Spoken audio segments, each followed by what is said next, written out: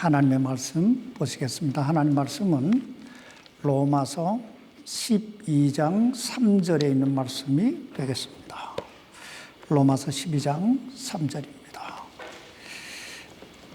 제가 받들어 봉독해 드리겠습니다. 내게 주신 은혜를 힘입어 너희 가운데 있는 각 사람에게 내가 말하노니, 각 사람은 자기가 마땅히 생각할 것보다 더 높이 자기에 대하여 생각하지 말고, 하나님께서 각 사람에게 믿음의 분량을 나누어 주신 대로 맑은 정신으로 생각하라. 말씀 위에 잠깐 기도하십시다. 살아계신 아버지 하나님, 하나님께서 우리를 이처럼 사랑하사 독생자 예수 그리스도를 이 땅에 보내주시고, 그 예수 그리스도의 십자가의 보혈로 저희 죄를 사하시고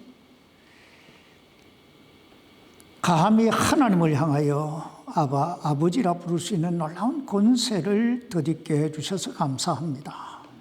오늘도 이 놀라운 하나님의 은혜를 감사하고 참 하나님께 영광 드리기 위해 이 자리에 모였사오니, 아버지 하나님, 저희가 드리는 이 예배를 통하여 영광 받으시고, 오늘 이 시간 하나님께서 우리가 이 세상을 어떻게 살아야 될 것인가 다시 한번 말씀해 주셔서 하나님의 자녀다운 삶을 살아갈 수 있도록 주여 도와 주옵소서. 연약한 종을 붙드시고 사용해 주시기를 우리 주 예수님 이름으로 간절히 기도하옵나이다. 아멘. 착석해 주시기 바랍니다. 여러분, 열등감이라고 하는 말 들어보셨습니까? 아마 우리 가운데 이 열등감이 무엇인지 모르시는 분은 안 계실 것입니다. 심리학자들의 연구에 의하면 그 정도의 차이는 있지만 이 세상에 열등감이 없는 사람은 한 사람도 없다고 말합니다.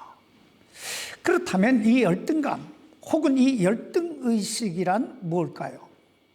이 열등감, 이 열등의식이란 간단하게 말하면 자기 존재 가치를 평가절하하는 일종의 자학 증상이라고 볼 수 있습니다. 그렇다면 이 열등감은 왜 생기는 것일까요? 물론 이 열등감이란 여러 가지 경로를 통해서 우리에게 다가올 수 있습니다. 그러나 대체적으로 이 열등감은 비교의식에서 오는 부산물이라고 볼 수 있습니다. 다시 말하면 다른 사람과 나 자신을 비교할 때 생기게 되는 가장 큰 병적 요인이 있는데 그게 바로 열등감이라는 거예요. 특별히 체면이나 여기 서열을 중요시하는 우리나라 문화에서는 이것이 더 심각할 수 있습니다. 예를 들면 우리는 태어나면서부터 나도 모르는 사이에 비교당하며 자라게 돼요. 때로는 형제끼리 비교를 당하고, 때로는 이웃에게, 때로는 친구에게 비교를 당합니다. 이건 학교에 입학하면서 더 심각해져요. 성적 순위에 따라 학교가 결정되고 직장이 결정되잖아요. 또 그것에 따라서 우리 인생의 등급이 매겨집니다. 그런데 안타까운 건 이런 비교의식이 교회 안에도 있다는 것입니다. 예를 들면 어느 교회를 다니느냐, 그 교회에 얼마나 모이느냐, 그 교회 목사의 학위는 뭐냐, 그 교회에 모이는 부류, 그 모이는 사람들은 어떤 사람들이냐, 차는 옷은, 예배당은, 여러분, 사람들은 왜 이런 것에 관심을 가지게 될까요? 물론 순수한 동기에서 물어볼 수 있을 것입니다. 그러나 대체적으로 서열을 따지고 등급을 매겨보자는 것입니다. 근데 여기에 충격적인 사실은 이런 비교 의식에 빠지게 되면 과대망상증에 걸리기 쉽고 자기 비하에 사로잡히기 쉽다는 것입니다. 어느 정신병원에서 있었던 가슴 아픈 이야기가 있습니다. 하루는 아래층에 거하고 있던 환자가 창문을 열고 소리칩니다. 나는 하나님의 아들 예수다. 그러자 위층의 창문이 스르르 열리면서 또 한 사람이 나와 소리칩니다. 나는 너 같은 아들을 둔 적이 없다. 이게 바로 과대망상증이야. 또 여러분도 뉴스를 통해서 많이 보셨겠지만 오늘날 왜 어처구니 없는 묻지마 범죄가 성행하고 왜 젊은 사람들, 장래가 구말리 같은 이런 사람들이 스스로 목숨을 끊는 줄 아세요? 이 모두가 비교의식에서 오는 자기 비하, 자포자기에서 오는 현상이라고 볼 수 있습니다. 그런데 우리가 여기에서 한 가지 기억해 둬야 할 것이 있는데 이 세상에 열등감이 없는 사람은 단 한 사람도 없다는 것입니다. 왜냐하면 우리 모두는 사람이기 때문에 그렇습니다. 무슨 말이냐면 우리 모두는 죄의 성품을 가지고 태어난 죄인이기 때문에 이 열등감이 없을 수가 없다는 거예요. 여러분, 죄의 성품에 이 죄의 성품이라고 하는 게 뭔지 아세요? 죄의 성품. 여러 가지로 설명할 수 있겠지만 죄의 성품 하면 딱 한 가지로 정의를 내리면 욕심이라고 볼 수 있어요. 욕심이 잉태한 즉 죄를 낳고 죄가 장성한 즉 몰라요. 그러니까 죄의 성품은 결국 뭐예요? 욕심이란 말이에요. 남보다 좀 더 높아지려고 하는 욕심, 남보다 좀 더 가지고 싶은 욕심, 다른 사람 위에 군립하고 싶다는 욕심, 좀 더 누려보고 싶다는 욕심. 그런데 이보다 더 인간을 불행하게 만드는 건 이 욕심에는 한도 없고 끝도 없다는 거예요. 또 이 세상에는 뛰는, 내가 놈이라고 해서 미안하지만 뛰는 놈 위에 뭐 하는 놈이 있다고요? 나는 놈이 있다고. 이 세상은 항상 나보다 잘난 사람이 있게 마련이에요. 그래서 그런 말이 있잖아요. 기록은 깨어지라고 있는 거다. 항상 1등일 수 있는 사람은 하나도 없어요. 제가 엊그제 우리나라 초대 문화부 장관 하던 이어령 교수 소천하셨지만 그분이 한 이야기를 잠깐 들어보니까 참 공감이 가더라고요. 사람은 하나님께서 사람을 창조하셨을 때 이 사람은 전부 다 천재로 창조하셨다는 거예요. 가장 탁월한 존재로 창조를 하셨는데, 그런데 이 아이가 태어나면서 그 부모가 그 천재성을 뺏어간대요. 그리고 조금 자라면 선생들이 뺏어가고 사회가 뺏어가고 한다는 거예요. 그래서 어떤 예를 드냐면 여기 300명이 있는데 하나의 목표를 딱 정해놓고 300명을 쫙 세워놓고 요 땅 시키면 1등은 몇 명이요? 1등이 한 명이에요. 그러니까 항상 그 천재성 다 1등 할 수 있는데 줄을 세워놓고 한 목표만 정해놓고 달리기를 시키니까 거기서 한 사람만 나오더라고요. 그런데 300명을 목표를 300개를 정해놓고 요 땅 시키면 전부 다 뭐예요? 전부 다 1등이라. 응? 이런 사회 구조 속에 있기 때문에 그 어떤 사람도 열등감을 느끼며 살지 않을 수가 없어요. 응? 우리는 이 사실을 하나님으로부터 위대하게 쓰임받았던 그 하나님의 사람들 속에서도 발견할 수 있습니다. 예를 들면 예레미야 1장 8절에 보면 하나님께서 예레미야에게 이렇게 말씀하십니다. 내가 너와 함께하여, 잘 들으세요. 내가 너와 함께하여 너를 건져내리니 그들의 얼굴을 두려워하지 말라. 여러분, 지금 이 말씀 속에서 우리가 번뜩 느끼게 되는 게 뭐예요? 예레미야 마음속에 뭔가 두려움이 있었구나 하는 걸 느끼게 되잖아요. 응?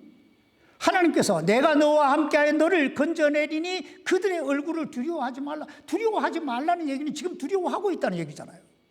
그럼 이 두려움은 어디에서 오는 것일까요? 이 두려움은 결국 열등감에서 오는 거예요. 사람들이 나를 어떻게 생각할까? 내가 하나님 말씀을 전했을 때 저 사람들이 어떻게 반응할까? 여기서부터 두려움이 시작되는 거예요. 우린 그 사실을 예레미야 1장 6절에서 엿볼 수 있는데, 예레미야 1장 6절에 보면 하나님으로부터 이스라엘 백성들에게 가서 말씀을 전하라는 그 소명을 받은 예레미야가 하나님 앞에 이렇게 하소연합니다.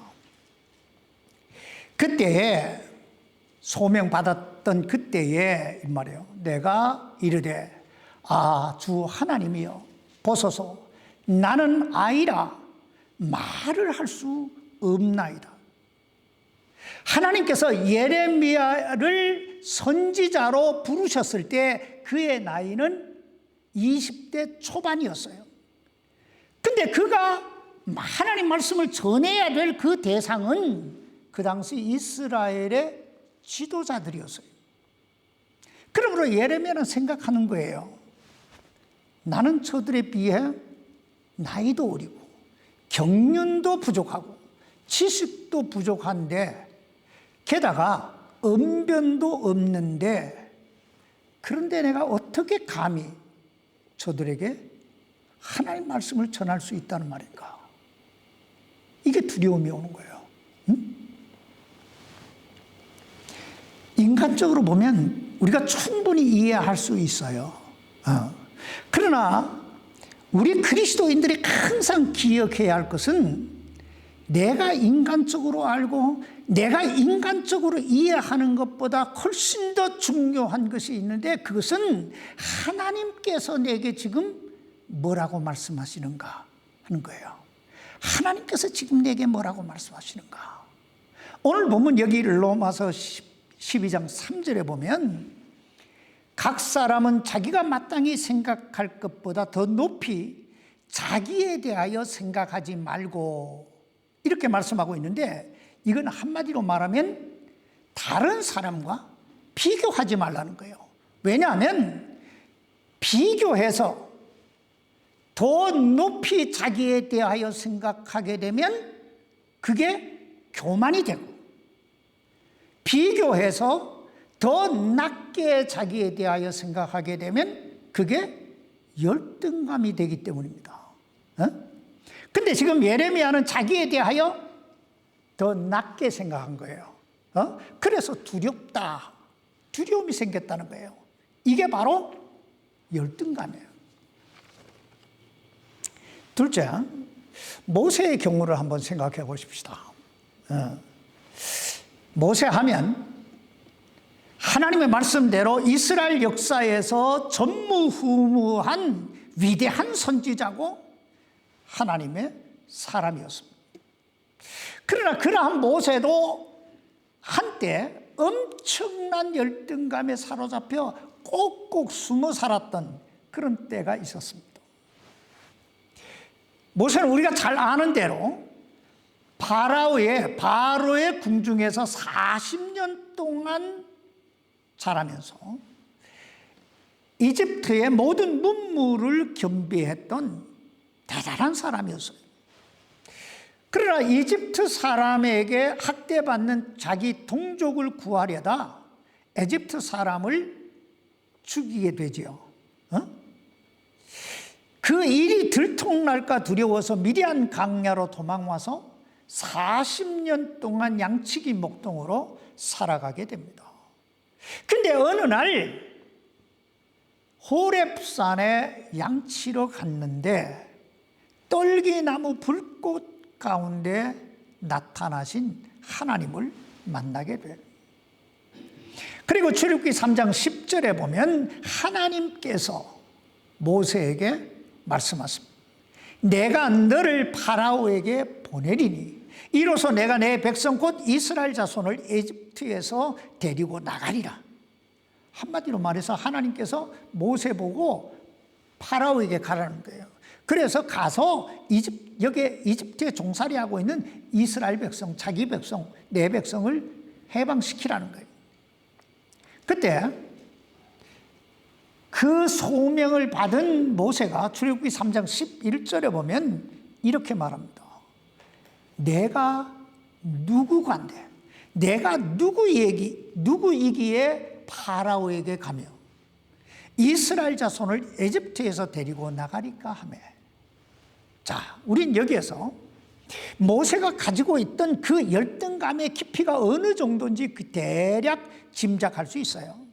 내가 누군데 내가 뭐라고 파라오에게 갈 수 있습니까? 내가 뭐라고 이스라엘 백성들을 데리고 나올 수 있단 말입니까? 사실 그때 모세가 끌어안고 있던 열등감은 엄청난 것이었어요. 모세의 열등감은요, 하나 두 개가 아니에요. 예를 들면 첫째, 모세는 과거에 받았던 엄청난 상처를 끌어안고 살았던 사람이에요. 여러분, 모세가 왜 지금 이 광야에 와서 양떼를 치고 있습니까? 학대받는 자기 동족을 구하려다 살인까지 했어요. 그러나 그래도 모세의 마음속에 내심 어떤 생각을 했냐면, 그래도 내 동족들은 나를 이해해 주겠지, 나를 감싸 주겠지, 나를 따라 주겠지, 이런 기대감이 있었어요. 근데 이런 기대감을 가지고 그 이튿날 동족들이 모인 곳에 나갔는데 자기 동족들끼리 싸우고 있는 거예요. 그래서 모세가 동족들끼리 싸우면 됩니까? 우리가 서로 이해하고 사랑하고 하나가 되어야 되지 않겠습니까? 이렇게 화해를 시키려고 하니까 그 동족이 한다는 말이 뭐라고 그래요? 어제는 너가 에집트 사람을 죽이더니 오늘은 우리를 죽이려고 하느냐? 누가 너보고 우리의 재판관이 되라고 했냐? 그 말에 엄청난 충격을 받고 좀 있으면 들통날까 두려워서 이 미디안 광야로 도망을 온 거예요. 그때 모세가 받았을 그 상처가 어떠했겠어요? 이건 엄청난 열등감인 거예요. 두 번째, 모세는 자신의 그 신분에 대한 열등감을 끌어안고 살았던 사람이에요. 만약에 모세가 이스라엘 사람이 아니었다면, 정말 파라오의 공주의 아들이었다면 에집트 사람 하나 죽인 일로 그렇게 도망가야 되는, 두려워해야 되는 그런 일이 아니었어요. 그 당시에 파라오의 아들들은 백성들 몇 명 죽여도 면책특권을 가지고, 요즘 국회의원들 다 면책특권 가지고 있잖아요. 그러듯이 면책특권이 있었어요. 두려워할 게 하나도 없었단 말이에요. 그러나 모세는 신분이 달랐어요. 사실 어떤 면에서 보면요, 모세는 자라면서 계속 어떤 마음속에 노심초사라는 말 있잖아요. 늘 불안한 마음을 끌어안고 자랐는지도 몰라요. 언제 자기 신분이 들통날지. 세 번째, 모세가 끌어안고 있던 이 열등감은 광야에서 지내고 있는 자기 처지입니다. 처지에 대한 열등감이에요. 사실 말이 좋아서 광야의 양치기지. 생각해 보세요. 하루 종일 양떼를 몰고 이 산, 저 산을 다녀야 되는 그런 신세예요. 지금은 전화기도 있고 컴퓨터도 있고 뭐 좋은 책도 얼마나 많아요. 그러나 그때는 오로지 양과 산과 들과 사막밖에 없는 거예요. 그것도 1년도 2년도 아닌 40년을 그렇게 살았다고 생각해 보세요. 그리고 그의 나이가 몇 살이에요? 80이에요. 그런 사람에게 하나님께서 너 파라오에게 가서 이스라엘 백성을 건져내라 하시니 기가 막힐 일 아니겠어요? 네 번째, 이 모세가 끌어안고 있던 열등감은 말을 잘 못했다는 거예요. 언변이 없었다. 출애굽기 4장 10절에 보면 모세가 하나님께 이렇게 말합니다. 오, 내 주여, 나는 말에 능하지 못하나이다. 지금까지도 그러하였고 주께서 주의 종에게 말씀하신 이후에도 그러하오니 나는 말이 느리고 혀가 둔하나이다. 사실 이건요, 하나님의 말씀을 전해야 될 그 선지자의 입장에서 보면 엄청난 핸디캡이잖아요. 그리고 모세가 안고 있던 열등감은 실패에 대한 두려움이었어요. 이 실패에 대한 두려움이란 전에 한번 실패해봤다 이 말이에요. 그래서 이 광야로 도망왔잖아요. 근데 또 갔다 실패하면 어떻게 될까 하는 두려움이 그 마음에 있었다는 거예요. 그러므로 모세는 지금 못하겠다고, 보낼 자를 보내라고 항변하고 있는 거예요. 세 번째, 신약으로 넘어와서 사도 바울의 경우를 한번 생각해 보세요. 고린도후서를 읽어보면요, 사도 바울이 가장 많이 강조하는 게 이거예요. 낙심하지 아니하노니, 낙심하지 아니하노니. 그래요. 여러분, 난 낙심하지 않는다고 계속 부르짖고 있다는 이 사실이 주는 게 뭐예요? 의미하는 게 뭐예요? 낙심할 요소가 너무 많다는 거예요. 특별히 그는 우리가 잘 아는 대로 육신의 가시를 가지고 있었어요. 그리고 그 육신의 가시를 없애달라고 하나님께 간절히 3번씩이나 기도했는데 그에게 돌아온 하나님의 응답은 내 은혜가 내게 족하도다 하는 것이었어요. 이 가시에 대해 어떤 신학자들은 안질이었다고 말하고 또 어떤 신학자들은 간질이었다고 말합니다. 여하튼 간에 바울은 건강의 이상 증세를 가지고 있었던 게 분명해요. 그런가 하면 바울도 모세처럼 언어에 능하지 못했던, 말을 잘 못했던 것 같아요. 우리는 그 사실을 고린도서 11장 6절에서 보게 되는데 그곳에 보면 내가 비록 말에는 서툴지 모르나.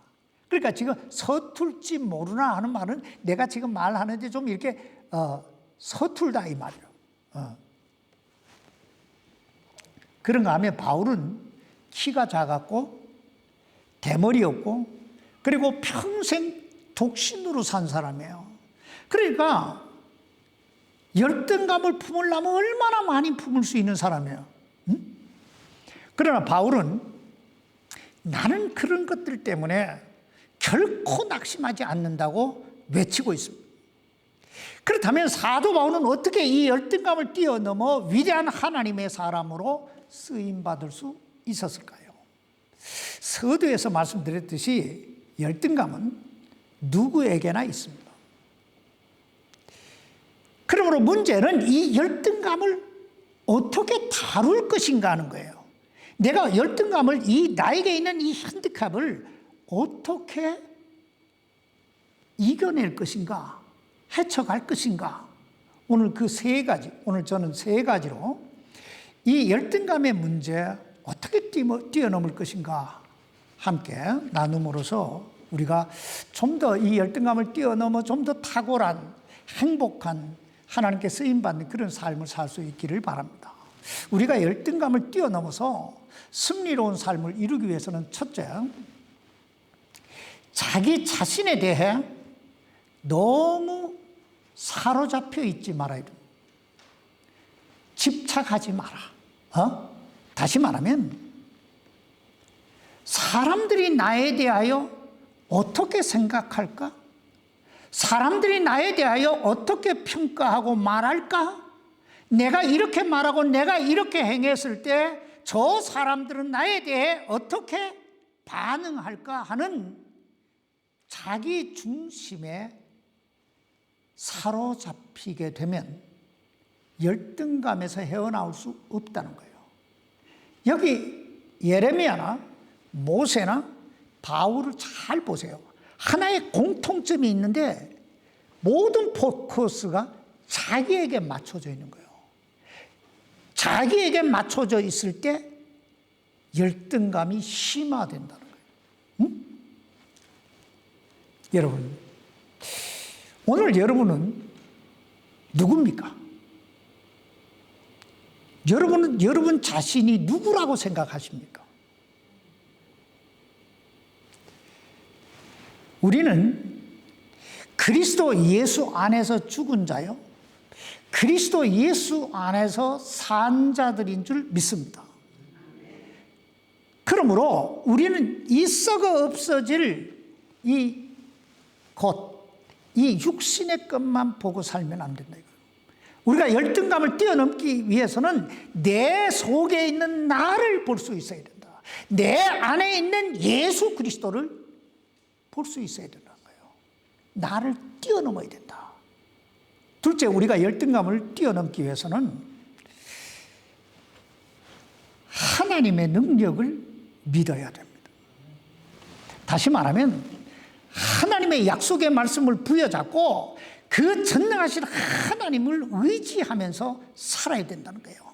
여러분, 예레미야가 끌어안고 있던 그 문제가 뭐예요? 예레미야가 끌어안고 있었던 문제는 나이가 어리고 경륜이 부족하고 말을 잘 못한다는 것이었습니다. 또 모세가 끌어안고 있었던 문제는 나이가 많고, 반대로 나이가 많고 말이 어눌하고 과거에 버림받았던 상처, 실패했던 어떤 경험이 있다는 거예요. 그리고 사도 바울이 끌어안고 있던 문제는 육신의 가시, 즉 건강상의 문제가 있었다는 것입니다. 또 말이 서툴고 키가 작고 대머리고 평생 독신이었다는 거예요. 그래서 저들은 못하겠다고, 나는 자격이 없다고, 나는 낙심이 된다고 그렇게 하소연하고 있는 거예요. 그러나 여러분, 저들이나 오늘 우리들이 가지고 있는 가장 진짜 문제가 뭔지 아세요? 진짜 문제는 자기 자신에게 집착한 나머지 자신을 부르시고 계시는 하나님이 누구신가를 보지 못한다는 거예요. 그분이 누구신가를 보지 못하는 거예요. 여러분, 하나님이 누구십니까? 오늘 여러분들이 믿고 오늘 여러분들이 예배 드리기 위해 이 자리에 왔잖아요. 그 예배 드리기 위해 온 그 하나님이 누구시냐는 거예요. 하나님께서 예레미야에게 이렇게 말씀하십니다.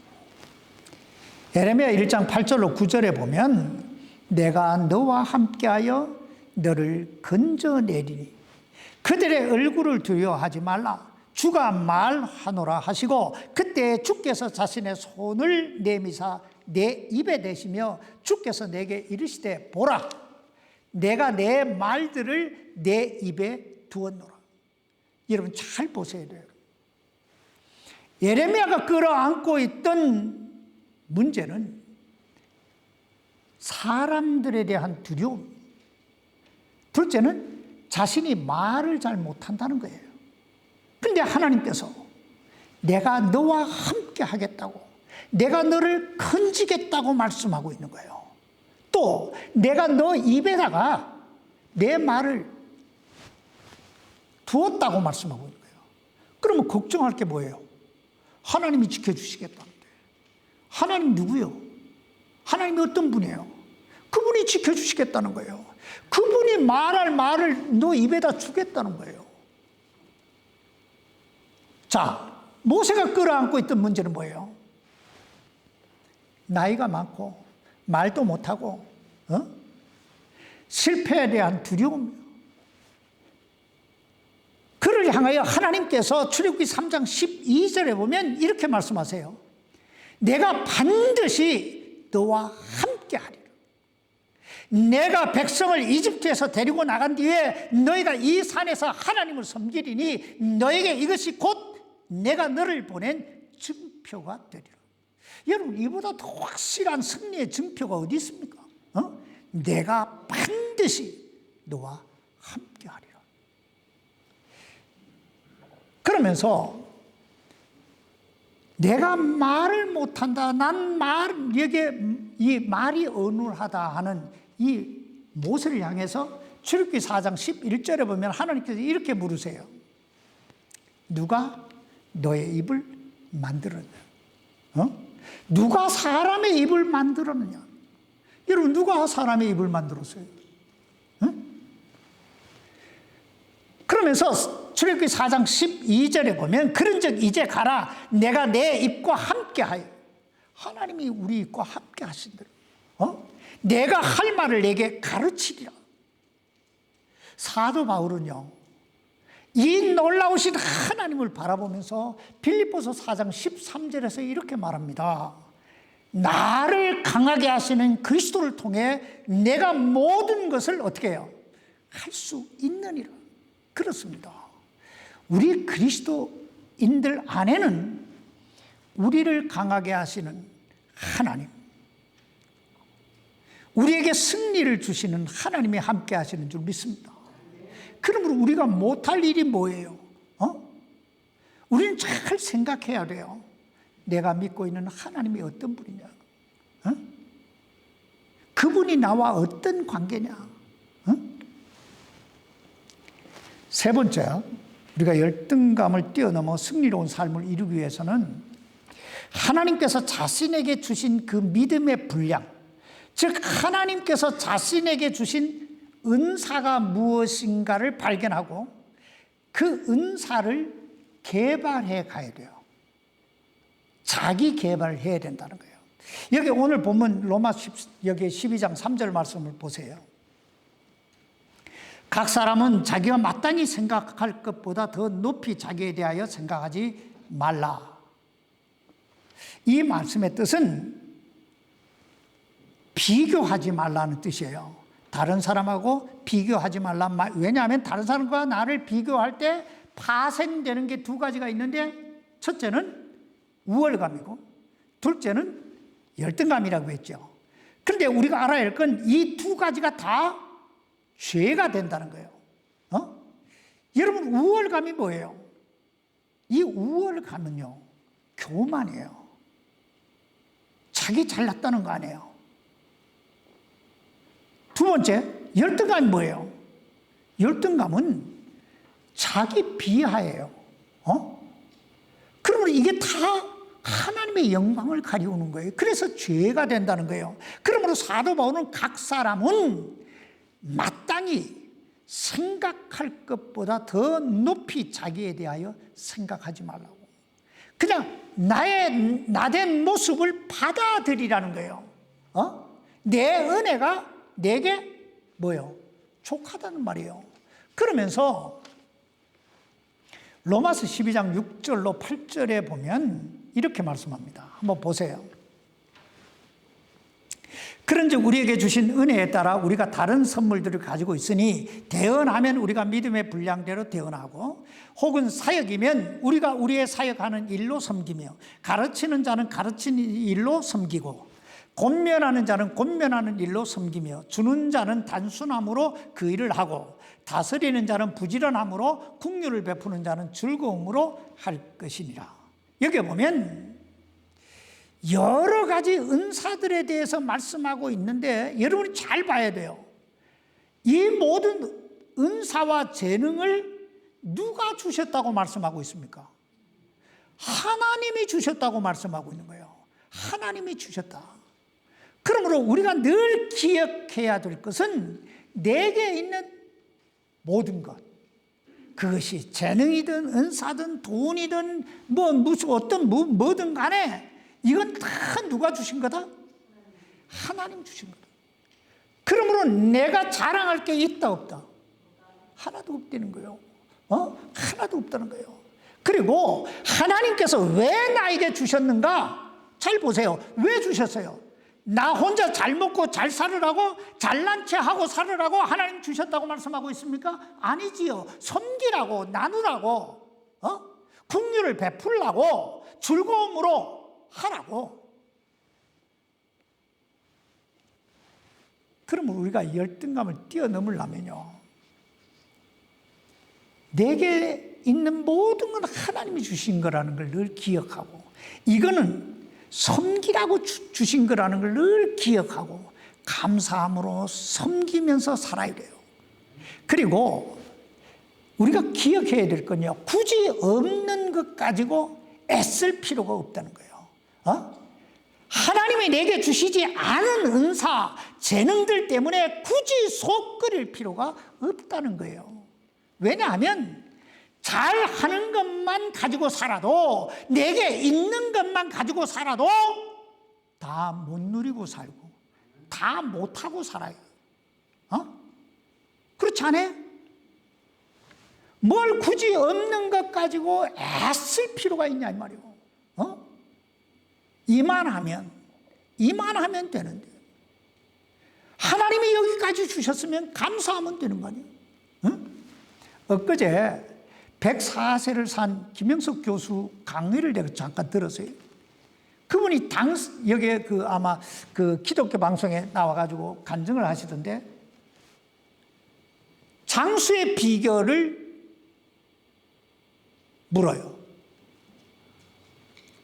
장수의 비결이 뭐냐 하고 물으니까 두 가지를 이야기하더라고요. 첫째는 욕심을 부리지 않는다. 나는 절대 욕심을 부리지 않는다. 둘째, 나는 항상 맑은 정신으로 산다. 이게 뭐냐? 남을 미워하지 않고, 시기하지 않고, 질투하지 않고, 남의 말하지 않고, 남 때문에 상처를 받거나 남에게 상처를 주지 않고 산다는 거예요.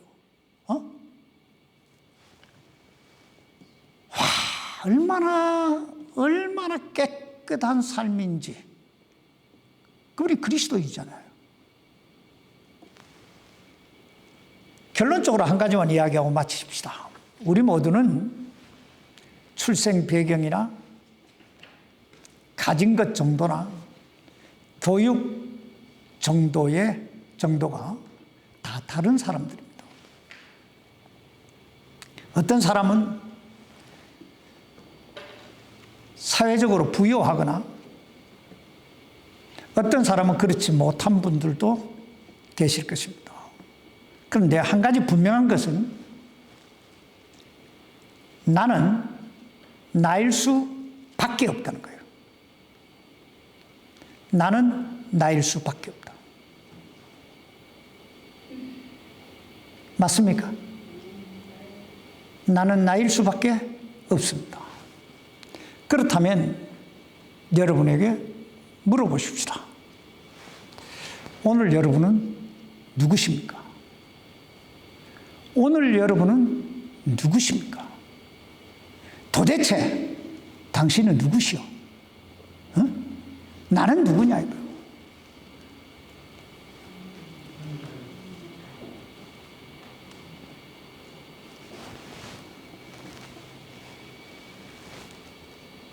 내가 이렇게 생겨먹어도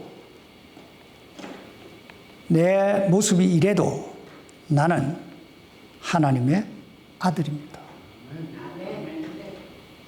이래봬도 나는 하나님의 아들입니다. 맞습니까? 해봐요. 여러분도 나는 하나님 딸이다. 나는 하나님 아들이다. 그럼 또 어디 창문이 열리면서 또 나는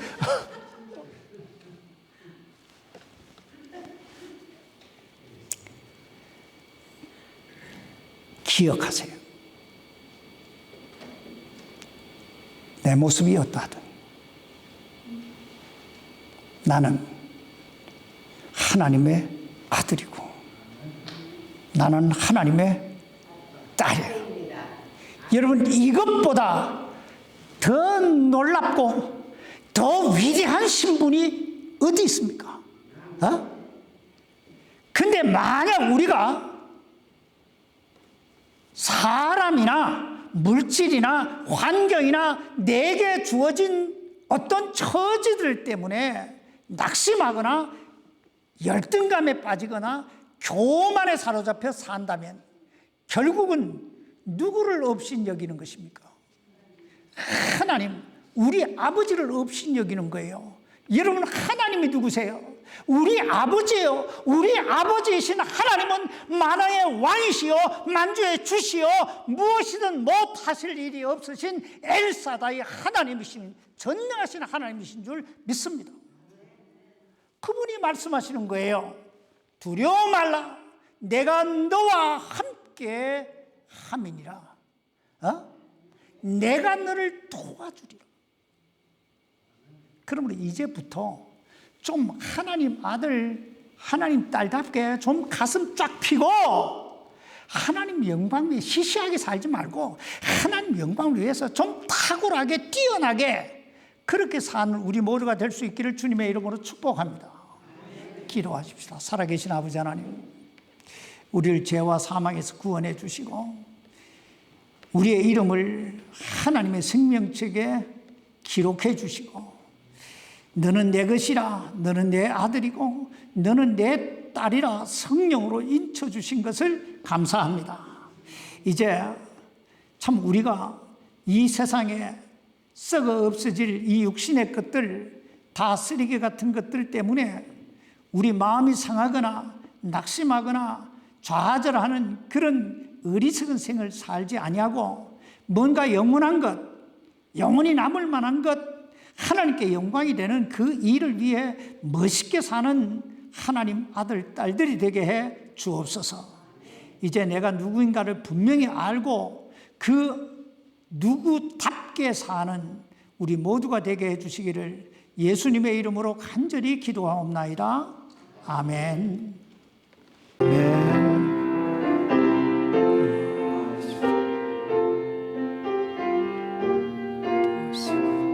인도해 주시옵소서. 아버지 하나님, 이 교회에 부흥을 주시옵소서. 새로운 영혼들 보내주시고 좀 더 부흥되는 모습을 주옵소서. 아멘.